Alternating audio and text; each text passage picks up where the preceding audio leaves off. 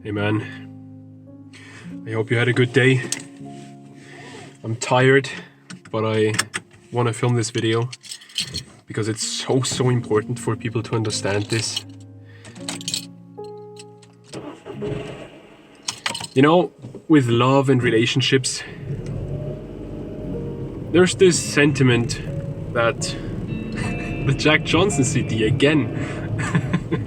There's this sentiment that it's beautiful, and I agree. But often people mistakenly think that just because it's beautiful, it's also going to be easy. And that thought is not only wrong, it's also dangerous.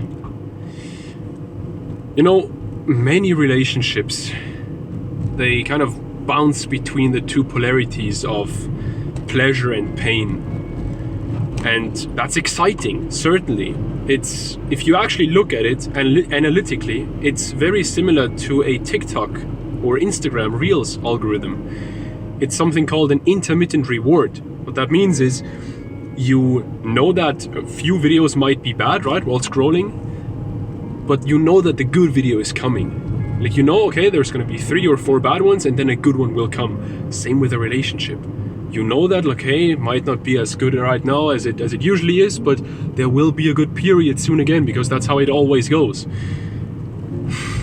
I believe that we can get to a point of fulfillment and oneness, both within ourselves and within our relationship with our partner, because I'm experiencing more and more of these moments. And the important part here is, first of all, getting fulfillment in yourself, becoming whole in yourself, right?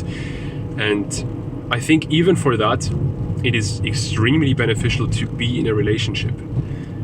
Not saying anyone should force something like that, right? Like, get into a relationship they don't really want to get into, but if you have a relationship, or if you want to get into a relationship with a person, I think that will,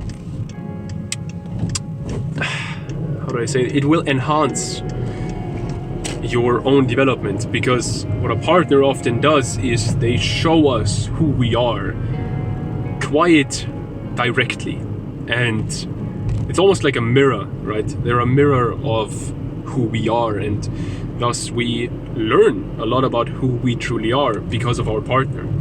Now the thing is, to do that, to actually grow, then we need to find purpose and meaning in the struggle of a relationship and in the struggle of life in general. I think especially as men, or let's say as masculine people, that's extremely important. Because I recently read this book titled Man's Search for Meaning. It's written by, I believe, an Austrian psychologist called Viktor Frankl. And it's not just any ordinary psychologist, but he actually is a survivor of the Nazi concentration camps.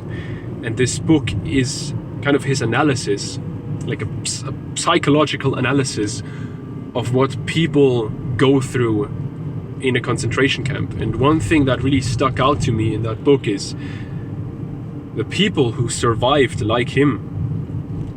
They all had some meaningful goal they were thinking about and working towards. The people who died, some of them died of a natural cause, let's put it like that, if you can call any of this stuff natural, right? Because dying of hunger isn't natural, I mean. But the ones who died of illnesses or hunger or something like that, what he said is they gave up on themselves. That's why they lost their will to live. And what we can kind of take from that is we need to have some kind of meaning that helps us to go through struggle, to go through challenges. The thing is, in a relationship, if we love the other person, if we can imagine ourselves having a future with the other person, then that is a meaningful goal, and that is a purpose. And one more thing that Viktor Frankl said was, he stopped asking what's the meaning of life. he thinks that's a bad question, because that question is a similar question would be, what can I expect of life? And he said the better question is, what does life expect from me? Think about that for a moment. What does life expect from me?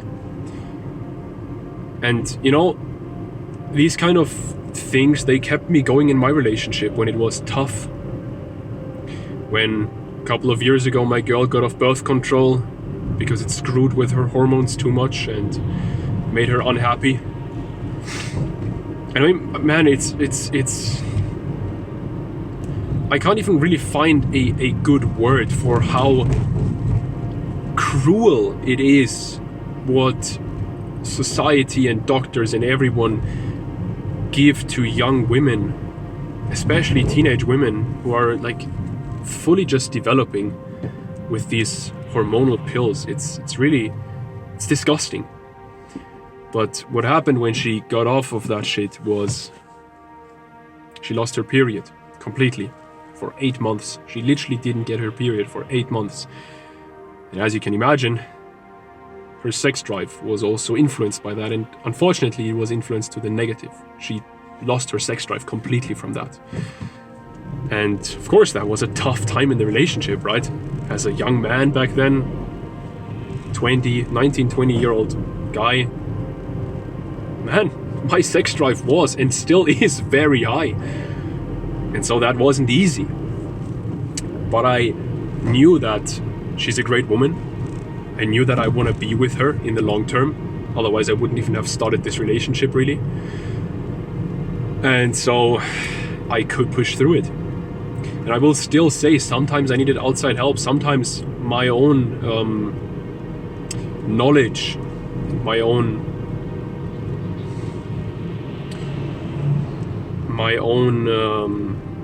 thoughts weren't enough. So if you're in a similar situation right now where you want outside help, you can always book a call with me. There's a link in the description where we can talk about your relationship and I can help you with your relationship. It's completely free, so you can book that if you want to. The thing is, like I said, love gives us meaning. And don't take me as an example for that, because you might not know me yet. And I might not be a role model for you yet. Or might never become a role model of you, but take people that you already look up to. I have 2 specific examples that I can think of at the top of my head, which are Alex Hormozi, entrepreneur, YouTuber, made a couple $100 million so far, and Luke Belmar, who's also very active on social media and also made a bunch of money, right? And those 2, they have very interesting views on relationships that unfortunately nowadays not too many people share. Hormozi in a podcast said something like, when he was at his lowest and when even he didn't really believe in himself and other people didn't really believe in himself, his, I think then still girlfriend, Layla, she believed in him. And he said, I think he said, like, kind of word for word, he said, I think that's what every man wants, truly. And I agree. I think every heterosexual man wants that. He wants a woman who believes in him. And man, I have people very close to me, extremely close to me, who do not believe in me, who do not believe in my dreams, who do not believe that I can make those dreams a reality. My girl does, and that is extremely encouraging. And Luke Belmar, he said something that I talked about in a recent video as well. The video titled something like "Love, Why Love Makes Men Unstoppable." He said, well, the right woman, she will empower you. She will push you further than you could ever do it yourself. And again, I agree, otherwise I wouldn't have made that video like a week ago. Now, regardless of all that, even if you have the perfect woman, right, a very good woman, then there will still be struggles in the relationship. There will always be disagreements, struggles, periods where you have to overcome challenges. I like to think of problems not as struggles or of problems, but as challenges, because that's what they truly are. And I want to give you some advice on how to overcome those so you can grow a deeper relationship. For me, it's all been about staying loving in unloving moments. There's this author, David Deida, who wrote the book The Way of the Superior Man and many other books that I've read. And I think it was in The Way of the Superior Man where he says, keep an open heart even if it hurts. That's what I'm talking about here. Keep an open heart even if it hurts. Stay loving in unloving moments.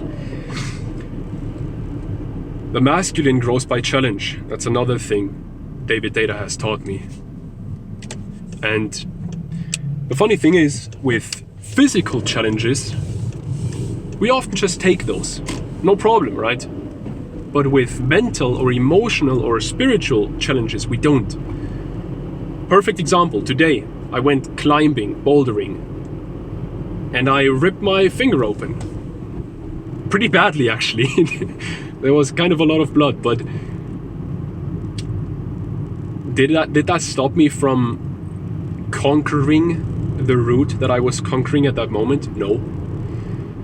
Was that route extremely challenging for me, and was it after 3 or 3.5 hours of bouldering? Yes. Did I still? I literally ripped my finger on the second to last attempt, and I was with my girl. We had to leave. I had like 2 minutes left, so I was like, okay, quick, let's put some tape on it. Let's relax for a bit. Let's visualize the route. And then on the last attempt, I just did it. Physical challenge, no problem. Physical pain, I still continued. I still stayed open, right? But with emotional problems, and man, I'm still proud about that route, to be honest, because for like 35-40 minutes, I just couldn't get it. Even though it was kind of an easy grade, but it was graded way too easy, to be honest. At least for my style of climbing. Doesn't matter. With emotional struggles, right? Our woman shouting at us, or just distancing herself, closing herself. We often don't stay loving. We often don't stay open. We often close our heart. That's not the way to go. Especially if you're someone like me who is very loving and is very open by nature. I am someone who has quite a big feminine side, which most YouTubers nowadays would say, oh, that's bad, oh, you should be 100% masculine. No, if you want to be whole in yourself, like whole, complete in yourself, you need the feminine as well, and you need to learn how to manage the feminine in yourself, just like you have to learn how to manage the masculine. And so I am someone who's quite empathetic and someone who is very loving. Now the thing is, for me it would be completely inauthentic to close myself off during a fight, to not stay loving, to not try to resolve the issue, and to close myself. And still I did it in the past, because of course childhood trauma and all that stuff, right? You just close yourself during a fight. We all know that. Now the thing is, for me, that's inauthentic. And what that would lead to in the long term, if I continue doing that, would be maybe the relationship would be better. Let's just say the relationship would be better, right? Because I don't give her everything, as the red pill guys say, and all that stuff, right? What would happen if I do something that's inauthentic to myself? I would lose myself. I would lose who I am. And that's not healthy for me. And that's also not healthy for the relationship. So it really depends on who you are. And really think deeply about who you are. Don't think about who you are at this moment, but think about who you are in your essence. Don't think about all the layers of trauma that have been put onto you by the world and by people. Think of who you truly are at your core. And I think most people will discover I want to love and I want to be loved. And so I need to stay open. And I need to embrace these challenges with open arms. And just stay loving. Because otherwise I'll lose myself.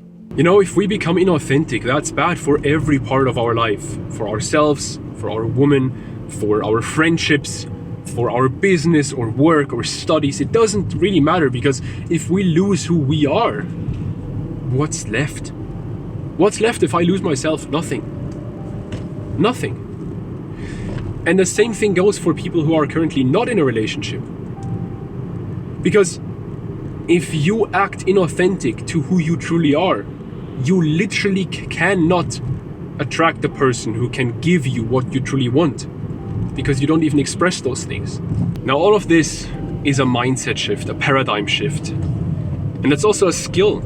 Staying loving in unloving moments is a skill, meaning it can be learned. But that's not too easy, to be honest. So, as I mentioned before, if you struggle with this stuff, and if you know that you want to stay with your woman, but you don't know how to make it work, then I'm here for you with these videos. But also, if you want to, you can book a call with me. It's free, but I'll be honest, it's not a free coaching call, because my time nowadays is very limited. It's a call for us to figure out what's actually going on in your relationship, and to figure out whether I can help you, and then to figure out whether we should work together. If that sounds interesting to you, if you want help from someone like me, who's been in a relationship for almost 5.5 years at this point, and who's faced a lot of challenges, who's helped other people, not just during these videos, but in our community as well, and someone who's constantly learning new stuff, then man, I encourage you to book that call. Men are often shamed for asking for help. I think that's complete bullshit. As long as you actually need the help, as long as you actually can't really figure it out by yourself, or it would take too long to figure it out by yourself, right? Because I didn't have the financial means to do something like this when I struggled with these things. So I didn't really have a choice other than reading a few books and just learning all this stuff by myself, which took years. And of course that risked my relationship, right? That put my relationship at risk. So again, if you want help, I will not judge you. I've been where you are right now. Book that call with me right now. I'll see you in there. And apart from that, I wish you all the best. You can get through this. And I'll see you soon. Take care. Bye.